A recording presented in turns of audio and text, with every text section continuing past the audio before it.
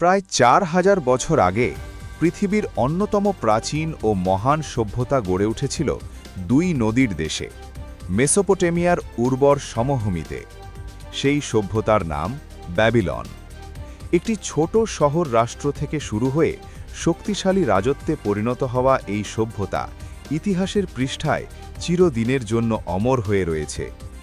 আজ আমরা জানব ব্যাবিলন সভ্যতার উত্থান, আইন, জ্ঞান, স্থাপত্য, অর্থনীতি, সামরিক শক্তি এবং অবশেষে পতনের গল্প। ব্যাবিলনের উত্থান। মেসোপটেমিয়ার মধ্যভূমি, যা আজকের ইরাকের অংশ, সেই সময় ছোট ছোট শহর রাষ্ট্রে বিভক্ত ছিল। টাইগ্রিস ও ইউফ্রেটিস নদীর তীরবর্তী উর্বর মাটির কারণে কৃষি সহজ ছিল। ছোট ছোট গ্রাম ও শহর রাজা কর্তৃত্বে পরিচালিত হতো। তবে এক শহর, ব্যাবিলন, ধীরে ধীরে অন্য শহরগুলোর চেয়ে শক্তিশালী হয়ে উঠল।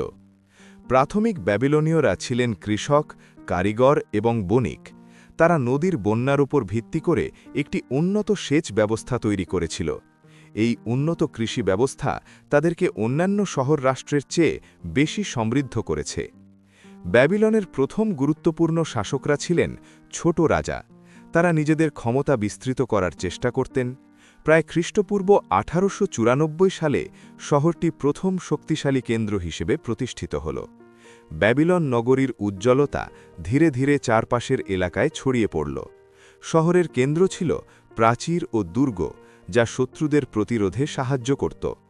এই সময়ে ব্যাবিলনীয়রা তাদের ধর্ম, সাংস্কৃতিক প্রতিষ্ঠান ও প্রশাসনিক কাঠামো গড়ে তুলেছিল। হাম্মুরাবি এবং আইন। খ্রিস্টপূর্ব 1792 সালে ক্ষমতায় আসেন হাম্মুরাবি, ব্যাবিলনের সবচেয়ে প্রভাবশালী ও স্মরণীয় রাজা। ইতিহাসে তিনি কেবল শাসকই নন, আইন প্রণেতা হিসেবেও চিরকাল অমর। তার আইন সংহিতা, হাম্মুরাবির আইন, একটি দৃষ্টান্ত স্থাপন করেছিল, যা প্রমাণ করে প্রাচীন সভ্যতায় শাসন ব্যবস্থা কতটা সংগঠিত ছিল। হাম্মুরাবির আইন মোট 282টি বিধান নিয়ে গঠিত। আইনগুলো জীবনের প্রায় প্রতিটি ক্ষেত্রে প্রয়োগ হতো: বিবাহ, সম্পত্তি, চাষাবাদ, বাণিজ্য, শ্রমিকদের অধিকার, দাসপ্রথা এবং শাস্তি পর্যন্ত। প্রতিটি আইন নাগরিকদের আচরণ ও সামাজিক নিয়মে শৃঙ্খলা বজায় রাখার জন্য নির্ধারিত ছিল। যেমন একজন ঋণগ্রহীতাকে সময়মতো ঋণ ফেরত দিতে হবে এবং তা না করলে দায়িত্বশীল শাস্তি প্রদান করা হতো।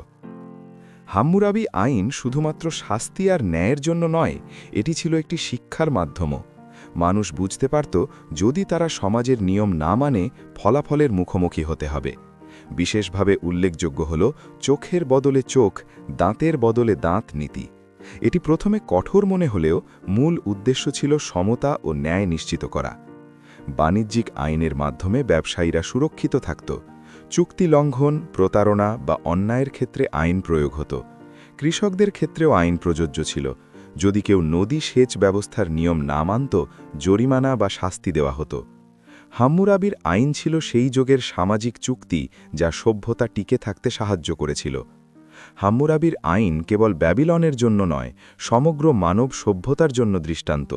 এটি দেখায় কিভাবে প্রথম সভ্যতায় শাসন ব্যবস্থা সামাজিক নিয়ম, ন্যায় ও শাস্তির সমন্বয়ে পরিচালিত হতো। জ্ঞান, বিজ্ঞান ও সাহিত্য। ব্যাবিলন সভ্যতা শুধু শক্তিশালী রাজা বা বিশাল প্রাচীরের জন্য বিখ্যাত ছিল না। এই সভ্যতার প্রকৃত শক্তি লুকিয়েছিল তাদের জ্ঞান চর্চায়। ব্যাবিলনীয়রা বিশ্বাস করত, জ্ঞানই সভ্যতাকে টিকিয়ে রাখে। তাই তারা গণিত, জ্যোতির্বিদ্যা, চিকিৎসা, লেখন পদ্ধতি ও সাহিত্য সব ক্ষেত্রেই বিস্ময়কর অগ্রগতি সাধন করেছিল। লেখন পদ্ধতি। ব্যাবিলনীয়দের জ্ঞান সংরক্ষণের প্রধান মাধ্যম ছিল কিউনিফর্ম লিপি। কাদামাটির তক্তার ওপর ত্রিভুজাকৃতির খোঁচা দিয়ে এই লিপি লেখা হতো। এই লেখন পদ্ধতি মূলত হিসাব নিকাশের জন্য তৈরি হলেও ধীরে ধীরে এটি সাহিত্য, আইন, ধর্মীয় আচার এবং বৈজ্ঞানিক নথির মাধ্যম হয়ে ওঠে। ব্যাবিলনের স্কুলগুলোতে লেখক বা স্ক্রাইব তৈরি করা হতো। একজন স্ক্রাইব হওয়া ছিল সম্মানের বিষয়। তারা রাজকীয় দলিল, বাণিজ্যিক চুক্তি এবং ধর্মীয় গ্রন্থ লিপিবদ্ধ করত। আজকের ইতিহাসবিদরা ব্যাবিলন সম্পর্কে যা জানেন তার অধিকাংশই এই কিউনিফর্ম তক্তির মাধ্যমেই জানা গেছে। গণিত ও সংখ্যা পদ্ধতিতে বিপ্লব। ব্যাবিলনীয়দের সবচেয়ে বড় অবদানগুলোর একটি হল ৬০ ভিত্তিক সংখ্যা পদ্ধতি। যেখানে আজ আমরা দশমিক পদ্ধতি ব্যবহার করি, সেখানে ব্যাবিলনীয়রা গণনা করত ৬০-এর ভিত্তিতে। অবাক করার বিষয় হল, আজও আমরা এই পদ্ধতির ব্যবহার করছি। ১ ঘণ্টায় ৬০ মিনিট, ১ মিনিটে ৬০ সেকেন্ড, এই ধারণা এসেছে ব্যাবিলনীয়দের কাছ থেকেই। এমনকি বৃত্তকে ৩৬০ ডিগ্রিতে ভাগ করার ধারণাটিও তাদের অবদান। তারা জটিল গাণিতিক সমস্যা সমাধান করতে পারত। বর্গমূল, ক্ষেত্রফল নির্ণয়, জমির পরিমাপ সবই তারা নিখুঁতভাবে করতে জানত। কৃষি ও স্থাপত্যে এই গণিত তাদের বড় সহায়তা করেছিল। ব্যাবিলনীয়রা আকাশের দিকে তাকিয়ে শুধু সৌন্দর্য দেখেনি, তারা দেখেছিল ভবিষ্যতের সংকেত।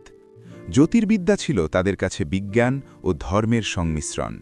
তারা সূর্য, চন্দ্র ও গ্রহের গতি পর্যবেক্ষণ করত। চন্দ্রগ্রহণ ও সূর্যগ্রহণের পূর্বাভাস দিতে পারত, যা সেই সময় প্রায় অলৌকিক বলে মনে হতো।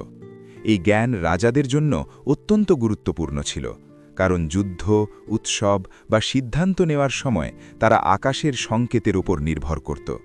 পরবর্তী গ্রিক জ্যোতির্বিদ্যা এবং আধুনিক জ্যোতির্বিজ্ঞানের ভিত্তিতে ব্যাবিলনীয় পর্যবেক্ষণের ছাপ স্পষ্টভাবে দেখা যায়। চিকিৎসা। ব্যাবিলনীয়রা রোগকে শুধু দেবতার অভিশাপ মনে করত না, তারা বাস্তব চিকিৎসারও চেষ্টা করত। চিকিৎসা ছিল ধর্ম ও বিজ্ঞানের সংমিশ্রণ। চিকিৎসকরা রোগ নির্ণয়ের জন্য লক্ষণ পর্যবেক্ষণ করত এবং ভেষজ ওষুধ ব্যবহার করত। একই সঙ্গে প্রার্থনা ও ধর্মীয় আচারও পালন করা হতো। চিকিৎসা সংক্রান্ত নিয়মাবলী হাম্মুরাবির আইনে পর্যন্ত উল্লেখ ছিল, যা প্রমাণ করে চিকিৎসা পেশার গুরুত্ব। সাহিত্য। ব্যাবিলনীয় সাহিত্যের মুকুটমণি হল গিলগামেশ মহাকাব্য। এটি শুধু একটি গল্প নয়, এটি মানব জীবনের গভীর প্রশ্নের উত্তর খোঁজার চেষ্টা। এই মহাকাব্যে বন্ধুত্ব, অহংকার, মৃত্যু ও অমরত্বের আকাঙ্ক্ষা ফুটে উঠেছে। রাজা গিলগামেশের যাত্রা আমাদের শেখায়, মানুষ শক্তিশালী হলেও সে নশ্বর। এই উপলব্ধি হাজার বছর পেরিয়েও আজও আমাদের ভাবায়। বিশ্বের প্রাচীনতম সাহিত্যকর্মগুলোর একটি হিসাবে গিলগামেশ মহাকাব্য মানব সভ্যতার ইতিহাসে অমূল্য সম্পদ। ধর্ম। ব্যাবিলনীয় ধর্ম ছিল বহু দেবতা বিশ্বাসী। তাদের প্রধান দেবতা ছিলেন মারদুক। এছাড়া তারা অন্য অনেক দেবতাকে পূজিত করত। ধর্ম শুধু আধ্যাত্মিক নয়, সামাজিক ও রাজনৈতিক জীবনের নিয়ন্ত্রক হিসেবেও কাজ করত। ব্যাবিলনীয়রা ভবিষ্যদ্বাণী ও জ্যোতিষে বিশ্বাস করত। রাজা ও নাগরিকরা তাদের জীবনের গুরুত্বপূর্ণ সিদ্ধান্ত ধর্মীয় অনুমোদনের ভিত্তিতে নিত। প্রতিটি মন্দির কেবল ধর্মীয় প্রতিষ্ঠান নয়, শিক্ষার কেন্দ্র হিসেবেও ব্যবহৃত হতো। স্থাপত্য ও নগরায়ন। ব্যাবিলনের স্থাপত্য ছিল সভ্যতার পরিচয়। তারা বিশাল নগর প্রাচীর, দুর্গ, মন্দির এবং বিশাল অট্টালিকা নির্মাণ করত। বিশেষভাবে উল্লেখযোগ্য হল ঝুলন্ত উদ্যান, একটি চমৎপ্রদ মানবসৃষ্ট চিত্র যা কিং হামুরাবির সময়ে রাজকন্যার জন্য তৈরি হয়েছিল। প্রতিটি নগর পরিকল্পিত এবং সুরক্ষিত ছিল। শহরের কেন্দ্রে ছিল মন্দির ও প্রাসাদ। বাণিজ্যিক এলাকা, কৃষি জমি, সেচ ব্যবস্থা সবই সুনির্দিষ্ট পরিকল্পনার অংশ ছিল। ব্যাবিলনের স্থাপত্য কেবল কার্যকরী নয়, শিল্পেরও চমৎকার উদাহরণ। অর্থনীতি। ব্যাবিলনের অর্থনীতি মূলত কৃষি নির্ভর ছিল। নদীর বন্যা জমিকে উর্বর করত।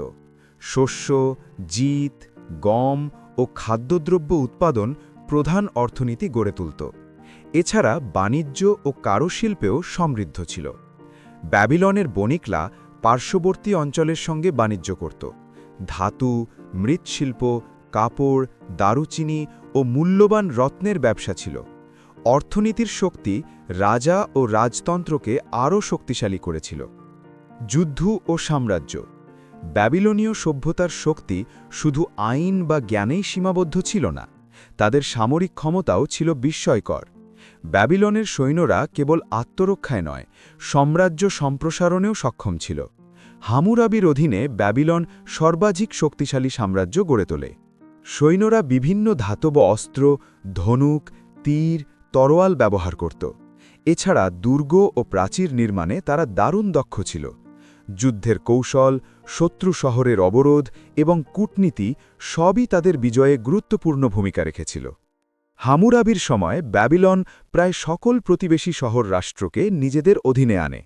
শুধু যুদ্ধ নয়, কূটনীতি, জোট এবং বিবাহের মাধ্যমেও তারা ক্ষমতা বিস্তার করত বিজয়ের ফলে বাণিজ্য পথ ও কৃষিজমির নিয়ন্ত্রণ শক্তিশালী হয় কিন্তু অভ্যন্তরীণ বিদ্রোহ ও শত্রু আক্রমণ প্রায়ই বিপদ সৃষ্টি করত তাদের সামরিক ও প্রশাসনিক দক্ষতা না হলে এই সমৃদ্ধি সম্ভব হতো না ইতিহাসে কোনো সভ্যতাই চিরস্থায়ী নয় যেসব সভ্যতা একসময় আকাশ ছোঁয়া শক্তির অধিকারী ছিল সময়ের স্রোতে তারাও ধীরে ধীরে দুর্বল হয়ে পড়েছে ব্যাবিলনও তার ব্যতিক্রম নয় যে নগর একসময় ছিল আইন জ্ঞান ও শক্তির প্রতীক শেষ পর্যন্ত সেই নগরই পরিণত হয় নীরব ধ্বংসস্তূপে রাজনৈতিক দুর্বলতা হাম্মুরাবির মৃত্যুর পর ব্যাবিলনের সবচেয়ে বড় দুর্বলতা হয়ে ওঠে তার নেতৃত্ব সংকট শক্তিশালী রাজা ও সুদৃঢ় প্রশাসনের পরিবর্তে ক্ষমতায় আসতে থাকে অপেক্ষাকৃত দুর্বল ও অযোগ্য শাসকরা রাজারা আর জনগণের সমস্যা বুঝতে পারছিলেন না